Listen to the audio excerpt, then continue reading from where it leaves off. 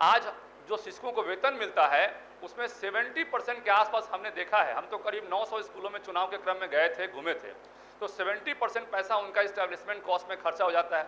अब यदि उनका स्थानांतरण, चाहे पुस्तकालय अध्यक्ष हैं, हम लोग इन सभी चीज़ों को समाहित करेंगे, लेकिन कोई भी नीति बनती है तो उसमें ये एक चीज़ गौर करने की ज़रूरत होगी कि अधिकांश लोग उससे लाभान्वित हों, अधिक से अधिक लोग उससे लाभान्वित हों।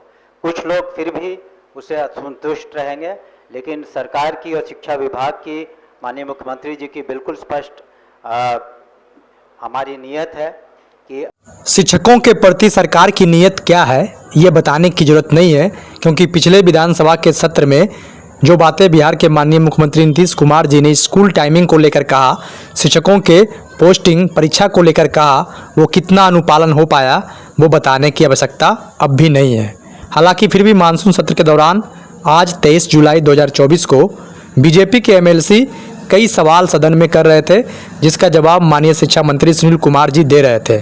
आगे इस वीडियो में सवाल जवाब का दौर आप देखेंगे और खुद डिसाइड करेंगे कि बिहार के नियोजित शिक्षकों के लिए आने वाले दिनों में क्या कुछ होने जा रहा है। तो चलिए, सवाल जवाब को देखने से पहले आपसे कहेंगे कि टीचर जंक्शन यूट्यूब चैनल पर पहली बार आए हैं तो चैनल को सब्सक्राइब कर बेल आइकन दबाएं। तो सुनिए शिक्षा मंत्री जी को जो बातें बता रहे हैं और वो सवाल जो बिहार के एमएलसी है, बीजेपी एमएलसी जीवन कुमार जी कर रहे हैं।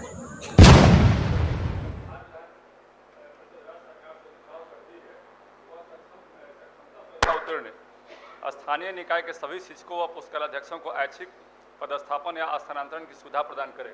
महोदय, मैं कहना चाहता हूं कि नवंबर 2005 के बाद एनडीए की सरकार बनी और उस वक्त पूरे बिहार में ऐसी स्थिति थी, पूरे बिहार में करीब 30 से 40% स्कूलों में शिक्षकों की कमी हो गई थी। जो परमानेंट टीचर्स हमारे बीच में थे उनका रिटायरमेंट के बाद नई बहाली नहीं हुई थी, क्योंकि पुरानी सरकार, आरजेडी की सरकार जो थी, उन लोगों ने शिक्षकों की बहाली नहीं की, जिसके चलते शिक्षा की हालत यहाँ बहुत खराब हो गई। और आनंद फानन में एनडीए सरकार ने शिक्षकों की बहाली की और बहाली के बाद जो है एक रास्ता खोला कैसे स्कूल चलाया जाए। और उस वक्त ऐसी स्थिति बनी कि नियोजित शिक्षक उसके बाद हमारे बीच में आए और उन लोगों ने हमेशा मांग किया उसके बाद कि हमको परमानेंट किया जाए। चूंकि जल्दबाजी में ये बहाली की गई थी, इसलिए वहाँ परमानेंट व्यवस्था नहीं की गई थी। हमारा ये कहना है कि लंबे समय से उन लोगों की मांग रही है, 15, 16, 17 वर्षों से उन लोगों की मांग रही है कि हमारा जो भी नियोजित कर्मी हमको जो मिला है उसको राजकर्मी का दर्जा दिया जाए। हम सरकार को धन्यवाद देना चाहेंगे इसके लिए कि सरकार ने उनको विशिष्ट नियमावली के तहत, स्पेशल प्रावधान के तहत एक सक्षमता परीक्षा लिया और उसके बाद जो है आगे की प्रक्रिया जो है चल रही है। मेरा कहना है कि लंबे समय तक 16-17 साल जो शिक्षक एक जगह पढ़ाते रहे हैं, उसके बाद उनका बेटा बेटी भी सब बड़ा हो गया और वो भी कहीं ना कहीं अपना पद पे चला गया या कहीं पढ़ रहा है या अपने आप को भी स्टैब्लिश कर लिया। तो एक तरफ बिहार सरकार ने अच्छा काम किया, एनडीए सरकार ने, अब उनके बारे में भी हमको सोचना होगा कि जब इस्टेब्लिशमेंट कॉस्ट में उनका 60 से 70% पैसा खर्चा होता है, आज जो शिक्षकों को वेतन मिलता है उसमें 70% के आसपास हमने देखा है। हम तो करीब 900 स्कूलों में चुनाव के क्रम में गए थे, घूमे थे, तो 70% पैसा उनका इस्टेब्लिशमेंट कॉस्ट में खर्चा हो जाता है।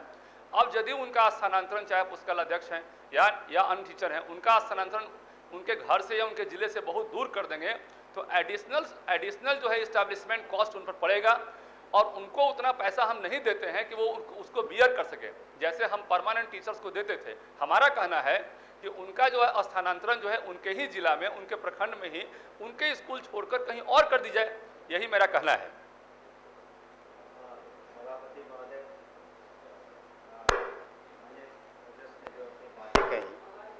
विद्यालय अध्यापक के समान स्थानीय निकाय शिक्षकों को बेहतर सेवा शर्त हेतु बिहार विद्यालय विशिष्ट शिक्षक नियमावली 2023 अधिसूचित की गई है।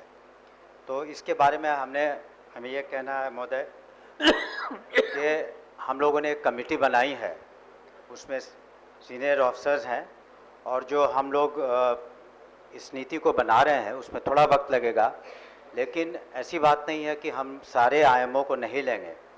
उसमें खास करके हमने कहा है सभी पदाधिकारियों से, वो जब प्रस्ताव आएगा कि जो महिलाएं हैं या ऐसे जो शिक्षक कोई गंभीर रोग से ग्रसित हैं या हस्बैंड एंड वाइफ की टीम शिक्षक हो, तो एक तरफ सरकार ने उन्हें परमानेंट गवर्नमेंट एम्प्लॉयज़ के रूप में 1,99,000 में करीब करीब 1,85,000 से ज़्यादा लोग पास किए हैं पहले वाले परीक्षा में।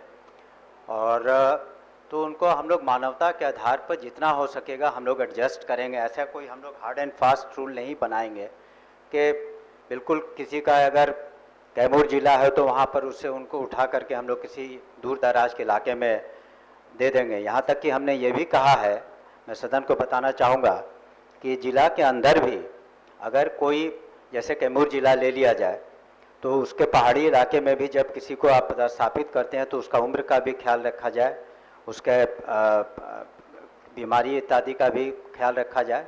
तो कोशिश हमारी यही है कि एक मानवता के साथ हम लोग जो अपनी नीति बना रहे हैं उसमें अधिकांश हम लोग इन सभी चीज़ों को समाहित करेंगे। लेकिन कोई भी नीति बनती है तो उसमें ये एक चीज़ गौर करने की ज़रूरत होगी कि अधिकांश लोग उससे लाभान्वित हों, अधिक से अधिक लोग उससे लाभान्वित हों।